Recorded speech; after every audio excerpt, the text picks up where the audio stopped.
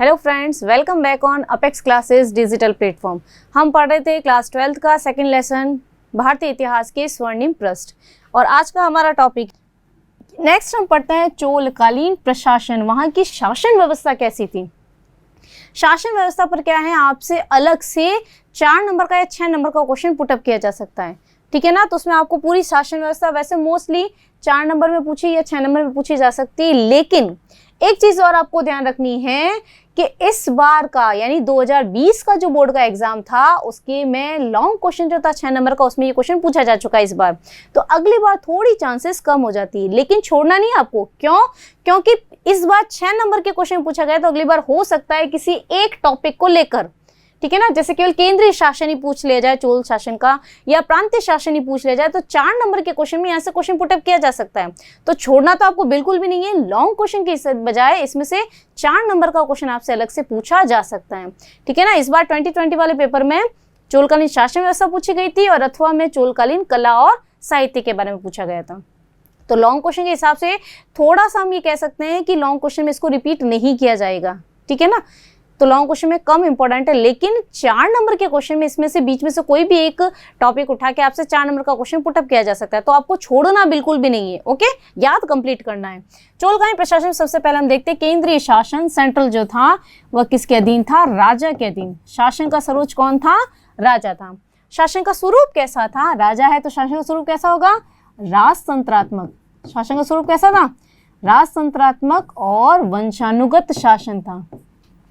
राजतंत्रात्मक वंशानुगत शासन। राजतंत्रात्मक मतलब राजा का शासन, और वंशानुगत मतलब क्या है? राजा के बाद उसका पुत्र। और पुत्र कौन सा होता था? ज्येष्ठ पुत्र जो होता था, यानी जो सबसे बड़ा पुत्र होता था, ठीक है ना। ज्येष्ठ पुत्र को उत्तराधिकार मिलता था, ठीक है ना। राजा के बाद राजा का जो सबसे बड़ा बेटा होता था, ठीक है ना, उसको राजगद्दी मिलती थी, शासन की राजगद्दी उसके हाथों में आती थी, ओके। अब यहाँ पर क्या है कि केंद्र का शासन स्वरूप राजा के पास था। शासन की समस्त शक्तियां, सर्वोपरि शक्तियां राजा के अधीन ही रहकर कार्य करती थी, ठीक है ना। लेकिन उसके बाद भी राजतंत्र शासन होने के बाद भी निरंकुश शासक नहीं होता था उस समय की, ये महान विशेषता है। अब राजा के कार्यों के लिए सहायता देने के लिए कुछ व्यक्ति होते हैं जिसे कहते थे उदम कुटुंब। क्या कहते थे? उदम कुटुंब। देखो मैंने पहले ही बताया है, तमिल साहित्य, तमिल प्रशासन, उसका शासन व्यवस्था पढ़ेंगे, थोड़े से टिपिकल वर्ड जरूर आएंगे जैसे अपन ने शासकों में भी पढ़े हैं, लेकिन आपको याद करने पड़ेंगे। जैसे जैसे रिपीट करते जाओगे एक ही नाम को आपको याद हो जाएंगे अच्छे से, ठीक है ना। तो राजा की सहायता के लिए जो व्यक्ति होते हैं उन्हें क्या कहते थे? उदम कुटुंब कहा जाता था, ओके। इसके अलावा कुछ सरकारी अधिकारी होते थे, गवर्नमेंट कर्मचारी, ठीक है ना। अब वो क्या थे? 2 श्रेणियों में विभक्त थे। ये क्या थी? 2 उसकी श्रेणियां थी, ठीक है ना। सरकारी अधिकारियों की 2 श्रेणियां थी, एक तो थी पेरुंदनम और एक थी शिरुंदनम। देखो पेरुंदनम जो होते थे इसमें क्या होते थे? उच्च श्रेणी के अधिकारी होते थे। इसमें क्या होता था? उच्च श्रेणी के अधिकारियों को कहते थे पेरुंदनम। उच्च श्रेणी के अधिकारी क्या कहलाते थे? पेरुंदनम। और निम्न श्रेणी के या जो निम्नस्थ अधिकारी थे, ठीक है ना, निम्न श्रेणी के या जो निम्नस्थ अधिकारी थे वह क्या कहलाते थे? शिरुंदनम। देखो थोड़ा सा उल्टा है यहाँ पर, पैर होते हैं नीचे, सिर होता है ऊपर, ठीक है ना। पैर नीचे होता है तो निम्न श्रेणी के नीचे, लेकिन यहाँ पर ऑपोजिट है। समझ में आया? पेरुंदनम तो कौन से होते थे? उच्च श्रेणी के अधिकारी होते थे, और शिरुंदनम कौन से होते थे? निम्न श्रेणी के अधिकारी होते थे। तो ये 2 प्रकार के सरकारी अधिकारी की श्रेणियां थी। यहाँ पर भी 1 नंबर का अलग से क्वेश्चन आपसे पूछा जा सकता है कि चोलकालीन सरकारी अधिकारियों की प्रमुख श्रेणियां कौन सी थी। चोलकालीन शासकों की 2 प्रमुख श्रेणियां थी, पेरुंदनम जो कि उच्च श्रेणी के अधिकारी की थी, और दूसरी थी शिरुंदनम जो कि निम्न श्रेणी के कर्मचारियों की श्रेणी थी, ओके। नेक्स्ट हम देखते हैं चोलकालीन सैन्य संगठन कैसे था। सेना का संगठन किस प्रकार का था? हालांकि सेना का जो प्रमुख व्यक्ति होता था, जो संचालन होता था, किसके हाथ में होता था? राजा के हाथ में। राजा ही सर्वोपरि था। सेना का संचालन कहाँ करना है, कब करना है, कैसे करना है, किसके अधिकार में था? राजा के अधिकार में था, ठीक है ना। सैन्य संगठन में सेना के 3 प्रमुख अंग हमें देखने को मिलते हैं चोलकालीन शासन व्यवस्था में। हालांकि चोलकालीन शासकों ने अपने साम्राज्य का विस्तार करने के लिए बहुत अधिक मात्रा में विशाल सेना का गठन कर लिया था, ठीक है ना। इसके अलावा नौसेना में भी बहुत ज्यादा परिपक्वता थी, नौसेना भी काफी विस्तृत थी, जहां से समुद्री मार्गों के द्वारा भी साम्राज्य का विस्तार इनके शासकों के द्वारा कर लिया गया था। तो सैनिक संगठन की दृष्टि से देखा जाए तो चोलकालीन एक महान वंश कहलाता है, महान काल कहलाता है, जिसकी सैन्य संगठन इतनी ताकतवर थी।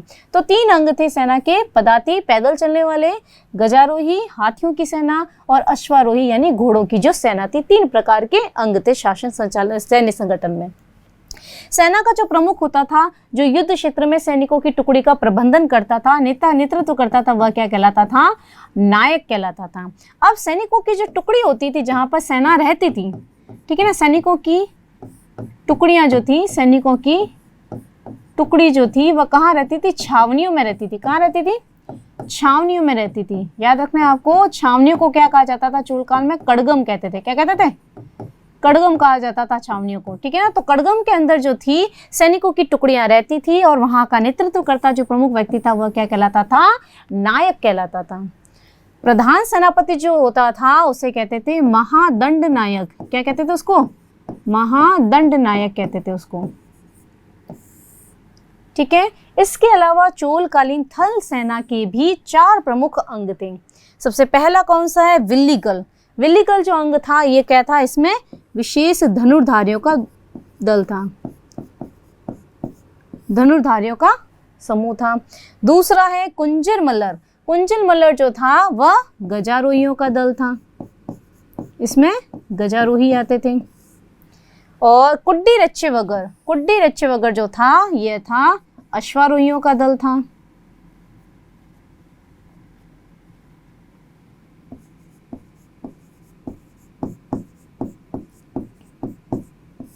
और बड़पे के कोलार जो था ये था पैदल सैनिकों का दल,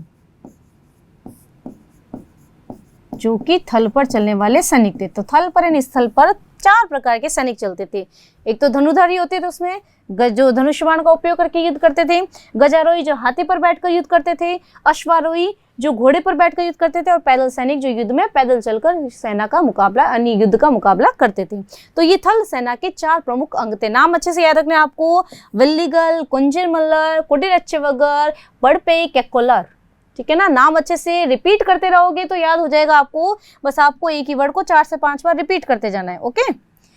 नेक्स्ट हम देखते हैं न्याय व्यवस्था। न्याय का सर्वोच्च न्यायाधीश जो था, जैसा अपने सेना में भी पढ़ा है, तो कौन होता था? प्रमुख राजा होता था। तो न्याय का भी सर्वोच्च न्यायाधीश जो होता था वह कौन था? राजा ही होता था। अंतिम निर्णय किसका होता था? राजा का माना जाता था, ठीक है ना।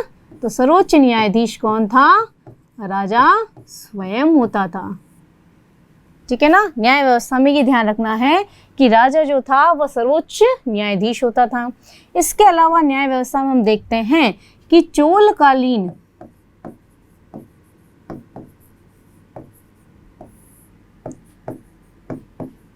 न्याय करने के लिए, चोलकालीन न्याय करने के लिए अलग अलग स्तर पर न्यायालय होते थे।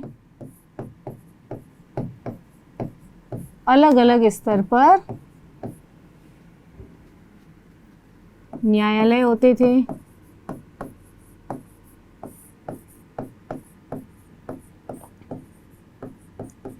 राजा जो न्याय करता था वह किसकी सहायता से करता था?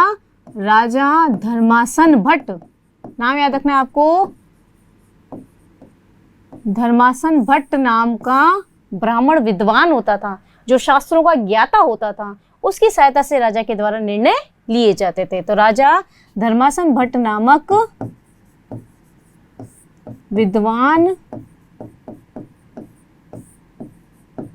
ब्राह्मण की सहायता से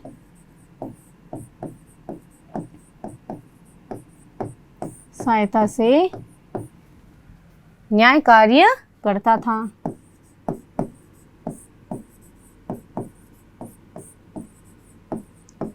स्थानीय स्तर के जो भी अपराध वगैरह होते थे उनको स्थानीय स्तर पर सुलझा दिया जाता था, ठीक है ना। नेक्स्ट हम देखते हैं कि अपराधी जो होता था उसकी सजा क्या होती थी। अपराधी को आर्थिक दंड, ठीक है ना, सजा में क्या मिलता था, आर्थिक दंड व सामाजिक अपमान का दंड मिलता था। सामाजिक अपमान का दंड मिलता था। देखो आर्थिक दंड का मतलब तो क्या है, पैसों से संबंधित, ठीक है ना, जुर्माना वगैरह भर के अपराध का माफी मांग मिलती थी। और सामाजिक अपमान का दंड क्या होता था, समाज में उसको बेइज्जत कर दिया जाता था, उसका पद उससे छीन लिया जाता था अगर किसी पद पर है तो, या उसको समाज से निकाल दिया जाता था, ठीक है ना, बहिष्कृत कर दिया जाता था। इस प्रकार के दंड की व्यवस्था चोल काल में देखने को मिलती है। आर्थिक दंड में जो है, आर्थिक दंड में क्या होता था, सोने के सिक्कों के रूप में अपराधी को आर्थिक जुर्माना भरना पड़ता था, सोने के सिक्के, ठीक है ना। अब उस समय के सोने के सिक्के, मोस्ट इंपोर्टेंट क्वेश्चन 1 नंबर में पूछा जाता है, जैसा अपन ने पढ़ा था कि गुप्तकालीन सोने के सिक्कों को तो क्या कहा जाता था, दिनार कहा जाता था। ओके, पढ़ चुके अपन लास्ट क्लासेस में भी। चोलकालीन सोने के जो सिक्के थे उनको क्या कहा जाता था, काशु कहा जाता था। क्या कहा जाता था, काशु कहा जाता था। और अपराधी को काशु यानी सोने के सिक्के के रूप में अपने आर्थिक दंड को भुगतना पड़ता था, उसकी भरपाई करनी पड़ती थी, ठीक है। नेक्स्ट हम देखते हैं राज्य की आय के स्रोत क्या थे, राज्य की इनकम किससे होती थी। राज्य की आय का प्रमुख स्रोत क्या था, भूमि कर था। पुराने समय में लगभग शासन व्यवस्था में, राजतंत्रात्मक शासन व्यवस्था में आय का जो प्रमुख स्रोत था वह क्या होता था, टैक्स होता था, वो भी जमीन से, ठीक है ना। तो भूमि कर जो था उस समय का प्रमुख राज्य की आय का स्रोत था। अब उसमें हम देखते हैं भूमि की नाप जो है काफी सारे शासकों के द्वारा करवाई गई, सर्वेक्षण करवाएगा, जैसा भी अपन ने पढ़ा है। तो पहला व्यक्ति तो कौन था जिस शासक ने भूमि की नाप कर उसका सर्वेक्षण करवाया, वह था राजराज प्रथम। कौन था, राजराज प्रथम। और दूसरा जो शासक था वह कौन सा था, कुलोतुंग।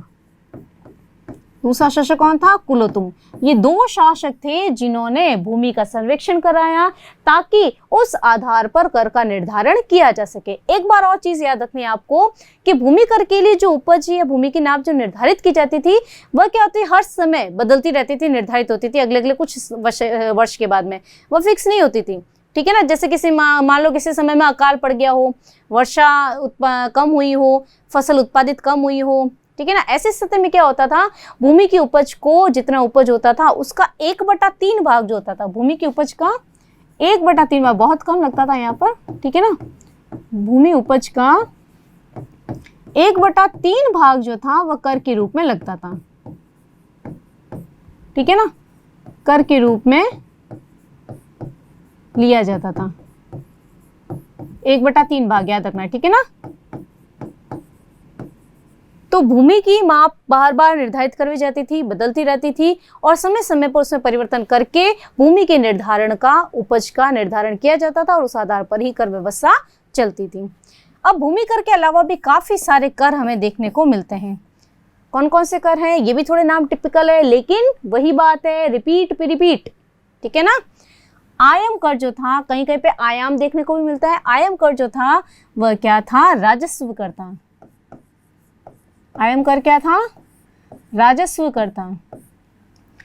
मन्ने ईरे कर जो था वह क्या था, ग्रह कर था, घर पर लगने वाला टैक्स, ठीक है ना, ग्रह कर था। कड्डे ईरे जो था वह व्यापारिक प्रतिष्ठानों, दुकानें जो होती है ना, व्यापारिक प्रतिष्ठानों पर लगने वाला कर, व्यापारिक प्रतिष्ठानों पर लगने वाला कर।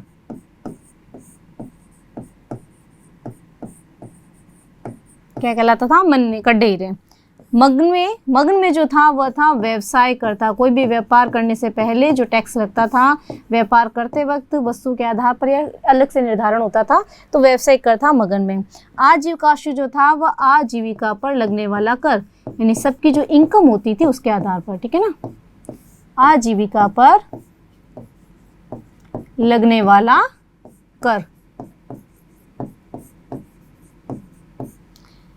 अब राजस्व विभाग का जो प्रमुख अधिकारी था वह क्या कहलाता था, वरित पोत्राक। क्या कहलाता था, वरित पोत्राक कहलाता था।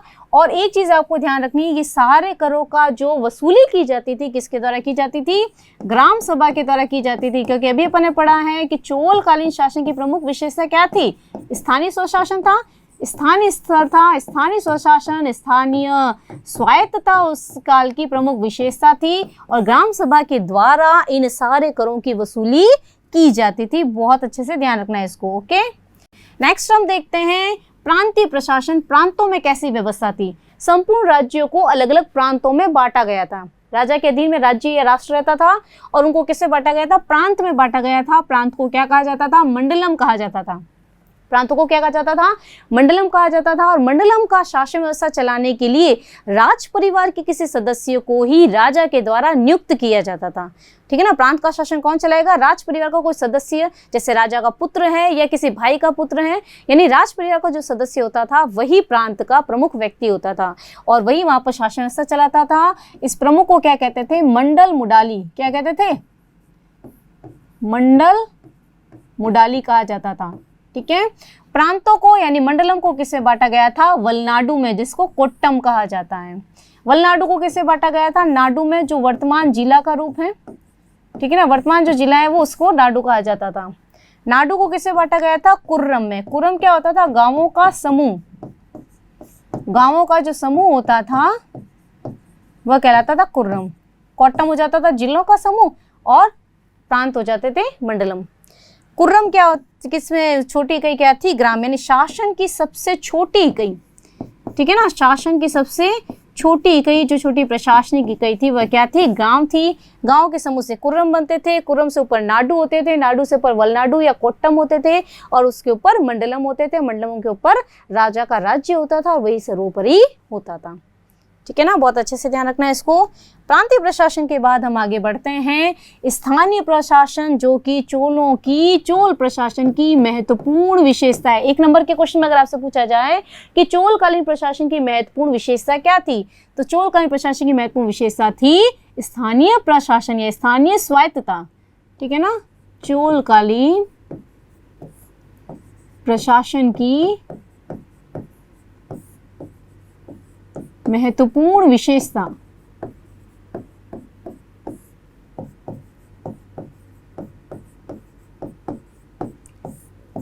तो स्थानीय प्रशासन में क्या है? ग्रामीण और नगरीय स्तर पर, यानी गांव और नगरों में अलग अलग स्तरों पर स्वायत्तता प्राप्त थी, स्थानीय स्वशासन था और वहां के लोगों को पूरी तरह से स्वतंत्रता प्राप्त थी अपने शासन का संचालन करने के लिए।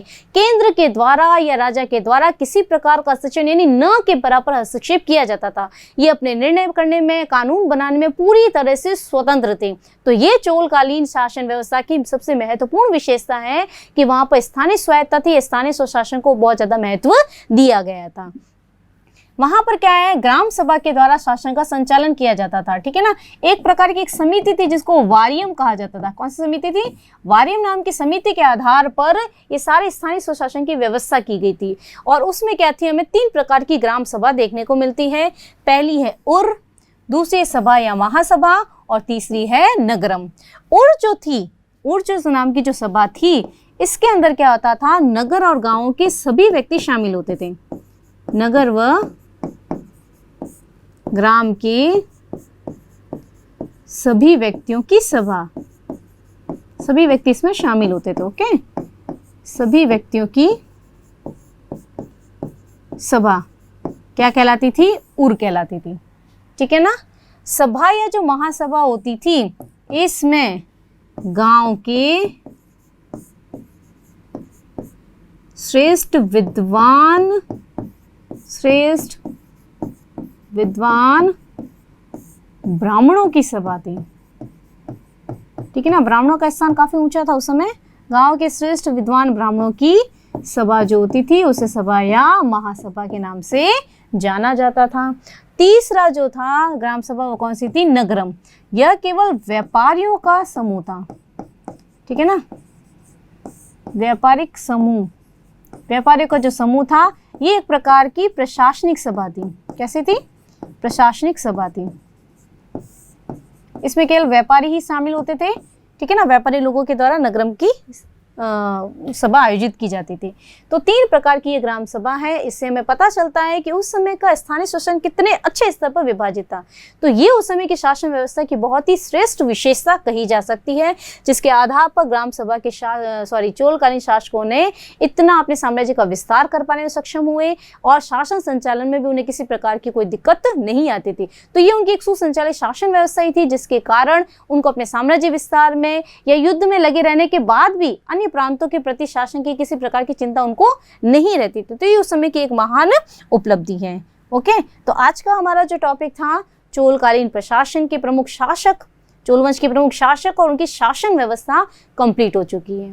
ठीक है, कल से हम नेक्स्ट क्लास में हम नया टॉपिक लेंगे, जिसमें हम चोलकालीन कला और साहित्य के बारे में डिटेल से पढ़ेंगे। तब तक के लिए थैंक यू। सब्सक्राइब करें हमारा Apex classes edutech YouTube channel, साथ ही बेल आइकन को क्लिक करना बिल्कुल ना भूलें, ताकि आगे आने वाले सभी यूट्यूब वीडियोस की अपडेटेड नोटिफिकेशंस सबसे पहले आपको मिले। Apex classes edutech, subscribe now.